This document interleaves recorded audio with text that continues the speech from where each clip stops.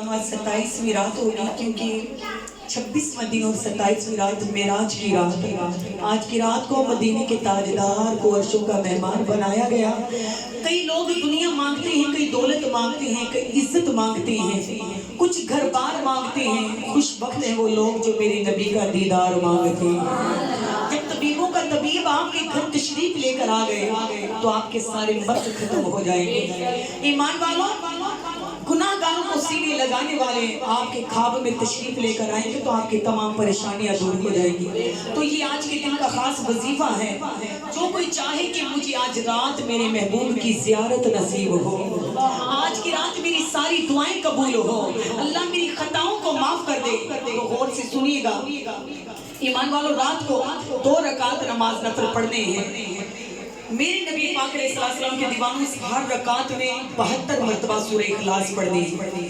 ایک رکعت میں 72 مرتبہ سورہ اخلاص، دوسری رکعت میں پھر 72 مرتبہ سورہ اخلاص پڑھ کر اور 72 مرتبہ درود تاج پڑھنا ہے، اور دل میں یہ تمنا رکھنی ہے کہ مولا جب میری آنکھ بند ہو تو مجھے نبی پاک کی زیارت نصیب ہو جائے۔ انشاءاللہ جو کوئی یہ نوافل پڑھے گا، 2 نفل ہیں، ایمان والوں 72 مرتبہ سورہ اخلاص پڑھ کر اور آپ نے 72 مرتبہ درود تاج پڑھ کر ایمان والوں جائے نماز پر بیٹھ کر سر سجدے میں رکھ کر انشاءاللہ جو بھی دعا کریں گے، پہلا یہ کرم ہے کہ آپ کی دعا قبول ہو جائے گی، اللہ صغیرہ کبیرہ گناہوں کو معاف فرما دیں گے۔ تیسرا یہ کرم ہوگا کہ انشاءاللہ میرے محبوب دو عالم کی زیارت نصیب ہو جائے گی۔